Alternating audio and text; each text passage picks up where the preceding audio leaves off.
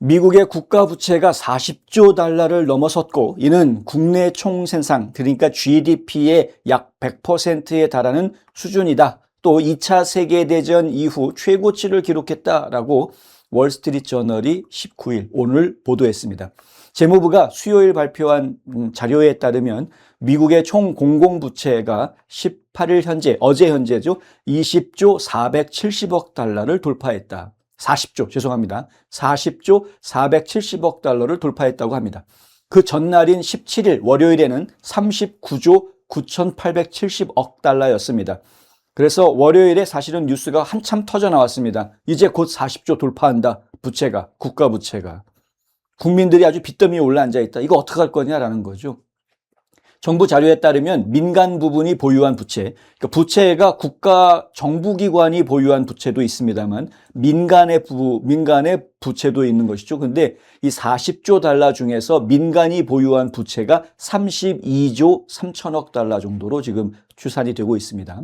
이게 GDP의 101%에 해당한다고 합니다. 국민들이 만들어내는 돈보다 빚이 더 많다라는 이야기. 이는 4년 연속 연방재정 흑자를 기록했던 2001년도에 GDP 대비 부채가 31.5%였던 것에 비하면 3배 가까이, 3배 이상 늘어난 모습을 보여주고 있는 겁니다. 상당히 많이 부채가 늘어났습니다.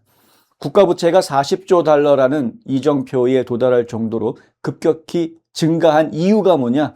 그 이유에 대해서 지금 언론들은 20년에 걸친 전쟁을 먼저 꼽습니다. 그리고 감세, 이 트럼프 대통령의 감세 조치가 부채를 늘린다라고 자꾸 이야기를 합니다. 그리고 경제 위기의 결과다라고 이야기를 합니다. 경제 위기라는 거는 여러 가지가 있었죠. 닷컴 버블이라는 것도 있었고, 버블. 그리고 리만 브라더스 사건 해가지고 서프라임 모기지 사태 이런 것도 있었고요. 팬데믹, 코로나19로 인한 팬데믹 이러한 사태들도 있었고. 그러니까 이러한 그 경제적인 위기가 결국은 이 부채를 키워준 것이다. 이렇게 설명을 합니다. 자, 경제적 위기가 부채를 늘렸다라는 부분은 저도 100% 공감이 됩니다. 그런데 전쟁, 오랜 시간 전쟁을 통해서 부채가 늘어났다라는 부분은 저희는 공감이 되지가 않습니다. 왜냐하면은 전쟁 자금이라는 게 한꺼번에 한순간에 돈이 많이 들어가는 그런 것이 아니고요. 지금 얘기하고 있는 건 굉장히 오랜 시간 동안 20년 넘게 이어왔던 전쟁에 대해서 이야기하고 있는 것이거든요. 전쟁 자금을 많이 썼기 때문에 미국이 빚을 많이 졌다? 전쟁 자금을 안 썼으면 빚을 안 졌을까요? 실제로 지난 20여 년간 써왔던 전쟁 자금이라는 것은 GDP 수준으로 이야기하면 몇 % 안 됩니다. 단자리입니다. 단자리. 그것도 아래쪽, 기껏해야 3%, 이런 기껏해야 그 정도 수준인 겁니다. 그러니까 사실은 전쟁 비용 때문에 빚이 늘었다라고 이야기하는 것은 약간 어불성설. 왜냐하면 이 전쟁이라는 걸 통해서 부대적으로 만들어줄 수 있는 토대라는 것이 있거든요. 미국이 강한 나라이기 때문에 이 기축통화 달러를 계속해서 유지해 올 수 있는 것이고요. 미국이 강한 나라이기 때문에 평화를 유지하고 투자를 유치할 수 있는 이런 배경이 만들어지는 겁니다. 그래서 따지고 보면 전쟁 비용이 많이 들어간다라는 그 부분은 국가 부채로 바로 직결해서 연결시키기에는 무리한 부분들이 있다라는 거죠. 그리고 또 언론들이 이야기하는 감세가 세수가 적어진 것이지 세수가 적어지는데 정부가 돈 쓰는 거는 똑같으니까 그러니까 결국에는 빚을 지게 되는 거 아니냐, 정부가 빚을 지게 되는 거 아니냐 이렇게 이야기하는 것이거든요. 그런데 좀 전에 제가 설명드린 대로 40조 달러의 국가 부채가 있는데 그중에 민간 부분이 32조 3천억 달러입니다. 그러니까 지금 정부가 지고 있는 정부의 부채는 따지고 보면은 지금 한 7조 7천억 달러 정도가 되는 셈이죠. 바꿔서 이야기하면 지금 더 큰 문제는 민간 부문에서 있는 것이지 정부 예산의 문제 때문에 이렇게 40조 이렇게 책임되는 것이 아니다. 세금이 부족해서 빚을 많이 지게 됐다. 이거는 잘못된 생각이다라는 이야기입니다. 오히려 세금을 줄이겠다라는 정책의 기본 발상은 정부의 씀씀이를 줄이겠다라는 거였거든요. 그러니까 트럼프 대통령이나 다른 보수 정치인들 다 같은 마음인데 작은 정부를 지향한다라고 이야기하는 겁니다. 정부를 규모를 줄여놓으니까 그럼 작은 규모의 정부를 운영을 하는 데는 돈이 많이 들어가지 않게 되기 때문에 국민들한테는 세금을 덜 걷어도 된다. 이렇게 이야기하는 것이지 국민들 세금을 덜 걷어주는 것을 포퓰리즘으로 해서 정부는 돈을 많이 쓰는데 세금은 적게 걷고 나머지는 빚을 지겠다. 이러한 정책이 아니지 않습니까? 보수주의자들의 정책이라는 것이. 그래서 전쟁이나 감세를 가지고 지금 국가 부채가 올라가게 되는 원인으로 이야기하는 것은 사실은 적절하지는 않은 것입니다. 그럼에도 불구하고 지금 많은 학자들이나 이 언론들은 닷컴의 버블 붕괴, 아프가니스탄과 이라크에서의 군사작전, 그리고 세금 감면이 2000년대 초 연방 예산의 차질을 빚게 만들었다라고 주장하고 있습니다. 2007년부터 2009년까지 이어졌던 경기 침체, 서프라임 모기지 사태 말하는 것이죠. 이때 세 수입이 감소가 됐었죠. 부동산이 완전히 다 망가지면서 이 부동산을 기반으로 하는 재산세부터 시작해서 여러 가지 세금들이 제대로 걷어질 수가 없었습니다. 그 당시에 워싱턴은 막대한 비용이 드는 경기 부양책을 또 승인할 수밖에 없는 상황이었었고요. 경기 부양책을 만들게 되면 결국에는 정부가 돈을 풀면서 빚을 질 수밖에 없는 상황들이 벌어지게 되죠. 이른바 양적 완화라는 걸 통해서 정부가 빚을 지게 되는 겁니다. 그런데 그것뿐만이 아니죠. 그 이후에 또 코로나19 팬데믹이 오면서 조 바이든 행정부 시절에 엄청나게 많은 돈을, 역대급의 돈을 풀어대는 것을 저희가 보았습니다. 경기 부양도 하고 기업 지원도 하고 기타 경제 지원도 하고 인프라스트럭처에 또 엄청나게 투자를 하고 뭐 이러한 일들이 벌어졌죠. 다 근데 허튼 투자였다. 그 당시에 인프라스트럭처에 투자하겠다라고 했던 돈들이 실제로 제대로 투자가 됐느냐? 아니었다라는 이야기 아닙니까? 그게 무슨 뭐 태양광 어떻게 하고 풍력발전소를 어떻게 하고 그랬는데 이게 맞짱 꽝이었다. 배터리 산업 발전시킬 것처럼 얘기했는데 근데 오히려 그렇지 못했다. 전기가 모자라가지고 결국은 원자력 발전소를 돌려야 되는 이런 상황들이 벌어졌다. 뭐 이런 거 아닙니까? 그러니까 지금 민주당 쪽에서 추진했던 정책들이 실패한 걸 가지고 국가 부채의 원인이 민주당 정책의 실패에 있었다라고 이야기를 안 하고 지금 그 당시에 벌어졌던 환경적인 요소에다가 지금 탓을 하고 있는 이러한 모습을 제가 보고 있는 겁니다. 동시에 미국의 고령화로 사회보장 및 메디케어 지출이 증가했지만 연방정부 수입은 지출 증가 속도를 따라가지 못하고 있다라고 언론들은 또 지적을 합니다.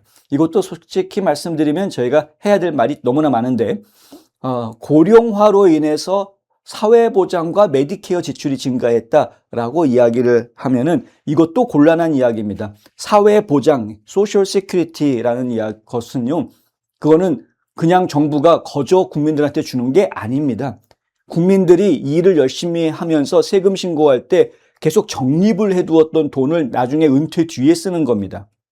그러면 적립해 두었던 그 자금, 열심히 소셜 시큐리티 텍스를 내가지고 적립해 두었던 그 자금을 잘 운영해 주었더라면 정부가 그랬더라면은 그들이 은퇴한 뒤에 그 돈을 받아 쓴다고 했을 때 문제가 덜 생겨야 되는 겁니다.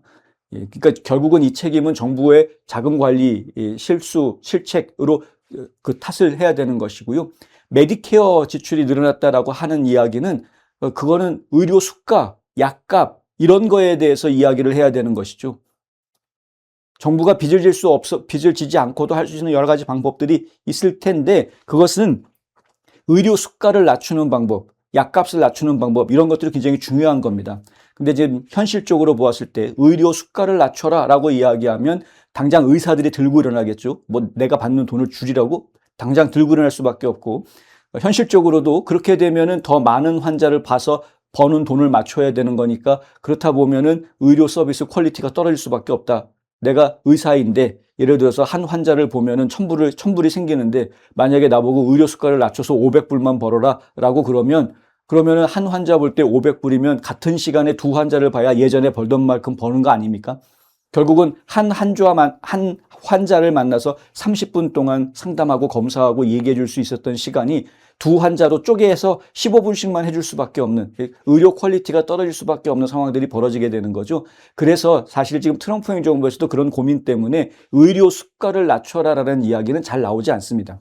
대신에 어떤 얘기가 나오냐면 약값을 낮춰라라는 이야기가 나오고 있는 거죠. 실제로 트럼프 행정부도 약값 낮추기에 상당히 노력을 하고 있고 전에 바이든 행정부에서도 여전히 약값 낮추기 노력을 상당히 했었습니다. 마찬가지 이러한 노력들이 중요한 것이지 아직까지도 그런데 약값이 엄청 비싸지 않습니까? 미국은. 제가 약값 낮추는 것이 제대로 된 정책이 되지 못할 것이다 라는 비판도 예전에 한 적이 있었습니다. 왜냐하면 약을 만드는 제약회사 입장에서는 약값을 낮춰라 라고 이야기하면 그 약값에 문제가 됐던, 예를 들어서 타이레놀이다. 그러면 타이레놀이라는 약값을 낮추겠습니다. 그러면 정부에서 낮추려니까 왜 한국에다가는 한 알에 10원에 팔면서 미국에서는 한 알에 100원에 파느냐, 이런 게 이제 문제 제기가 들어올 수 있으니까, 그러면 알았습니다. 이거 10원으로 낮춰놓을게요. 해놓고서는 타이레놀 D 뭐 이런 걸 만드는 거죠. 예를 들어 설명드리는 겁니다. 그럼 타이레놀 D는 뭐냐? 이거는 새로운 약이다. 여기 이 약은 성능이 더 보강이 됐고 뭐 더 좋은 약이다. 이렇게 광고를 하는 거죠. 옛날 타이레놀은 생산을 그리고 점점 줄이는 겁니다. 가격은 싼데 찾아보기가 어려운. 그리고 새로 만든 타이레놀은 비싸게 계속 파는 거죠. 100원. 이런 식으로 사실은 사업을 해본 사람들이라면 정부가 어떤 사업에 대해서 규제를 하려고 할 때 거기에 어떻게 사업가들이 대응하는지에 대해서도 이해를 할 수가 있는 부분이 또 있습니다. 그래서 따지고 보면은 약값을 낮추는 노력이라는 것이 사실은 그렇게 크게 성공을 하기가 쉽지 않은 이런 일들이 있다라는 거죠. 환경적으로 그럴 수밖에 없습니다. 태생적으로. 그렇다 보니까 실제로 메디케어 부분, 의료보험과 관련되어져 있는 부분에서 그 부채가 발생을 했다. 고령화 때문에 생긴 문제다. 이렇게 이야기하기엔 너무 무책임한 이야기라는 거죠. 베이비 부모 세대가 이때쯤 됐으면 은퇴하는 사람들이 많아질 것이다라는 이야기는 이미 몇십 년 전부터 해오던 이야기인데 왜 그것에 대해서 수십 년 동안 방치해두고 있었냐라고 오히려 반문을 해야 될 상황인 겁니다. 그러니까 국가부채, 이 미국의 국가부채가 40조가 됐다라고 이야기했을 때 터져 나오고 있는 이것 때문에 그래 저것 때문에 그래라고 원인 제시가 되고 있는 여러 가지 이유들이 사실은 제대로 된 이유다라고 받아들이기 어려운 부분들이다. 이러한 불균형은 급격히 악화될 것으로 예상이 된다라고 언론들이 이야기하고요. 자, 미국 의회 예산국은 공공부채가 2036년까지 GDP의 120%에 달할 것으로 전망하고 또 1946년에 세워졌던 이전 최고 기록이 106%, GDP 대비 106%, 이게 1946년에 세워졌던 기록이었는데 이거 넘어갈 거다라는 이야기를 하고 있는 겁니다. 1946년에는 왜 GDP 대비 부채 비율이 이렇게 높았었느냐? 전쟁 중이었으니까. 세계전쟁. 세계전쟁이 끝난 지 얼마 안 됐기 때문에 그런 겁니다. 그래서 그 당시에는 말 그대로 전쟁 때문에 국가 부채가 늘어날 수 있는 그런 상황이었습니다. 미국 국민의 GDP의 40%가 전쟁 자금으로 쓰였었습니다. 국방비로. 그 당시에는 40년대, 50년대까지만 해도. 미국 국민들이 세금을 100원을 냈으면 그 세금 낸 100원 중에서 40원이 전쟁 자금으로 사용이 됐던 시절이었습니다. 그 당시 시절은. 그래서 이런 문제가 있는 것인데 지금은 얘기가 다릅니다. 지금은 뭐 40%씩 국방비 부담하고 있는 게 아니니까요. 그런 상황에서 GDP 대비 100%가 넘어가게 생겼다라는 이야기가 지금 나오는 이것은 좀 다른 데 이유가 있다. 다른 데 이유가 있다. 근데 그 다른 이유가 무엇이냐? 저희가 판단할 때는 바로 정치인이다. 이렇게 볼 수밖에 없는 겁니다.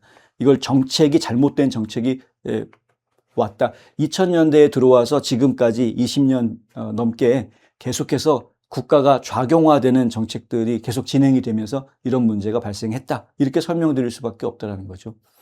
현행 법률이 대체로 변경되지 않을 경우 미국의 부채는 2056년이 되면은 GDP의 무려 175%에 달할 것으로 예상이 된다라고 연방의회 예산국의 자료를 언론들이 이야기를 합니다. 근데 의회 예산국에서 뽑아내는 자료는 단순한 산술 계산입니다. 그래서 이것을 갖다 너무 신뢰하실 필요는 없고요.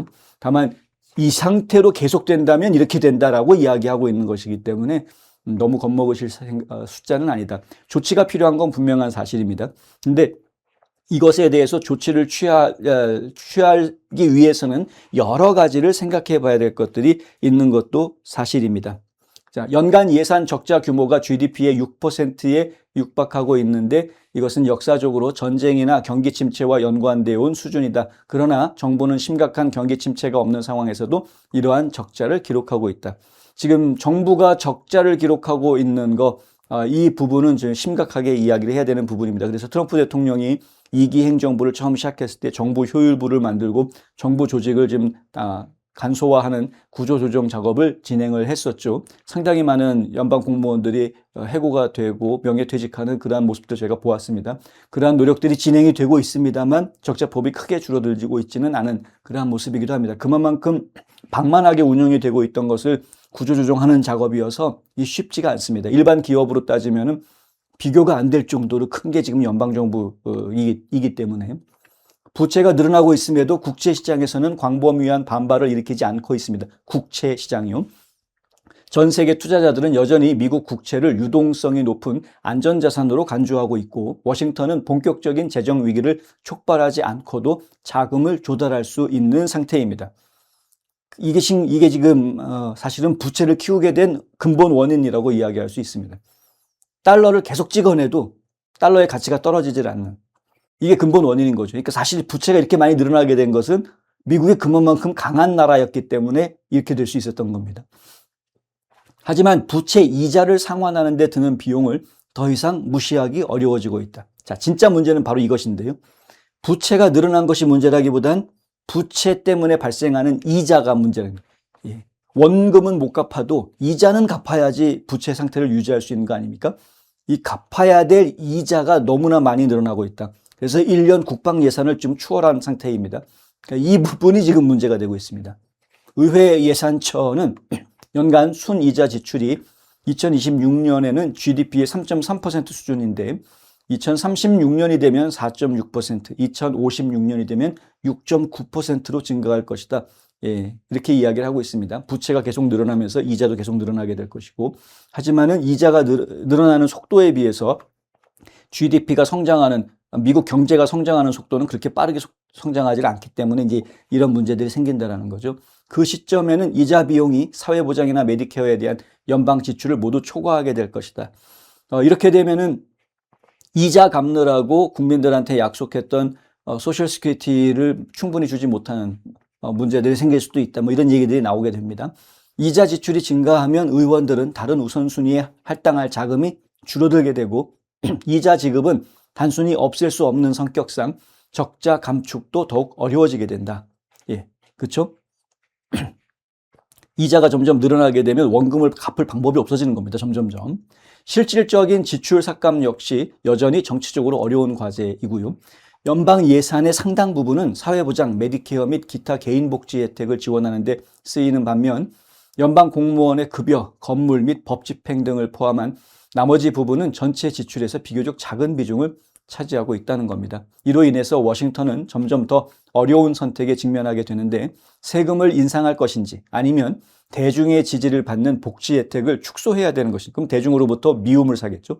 아니면 지금 연방 예산처에서 이야기하는 영원히 지속할 수 없는 그러한 수준의 속도로 계속 빚을 더 늘려나갈 것인지 이것을 지금 결정해야 할 것이다. 뉴스맥스에서는 이렇게 결론적으로 이야기를 합니다.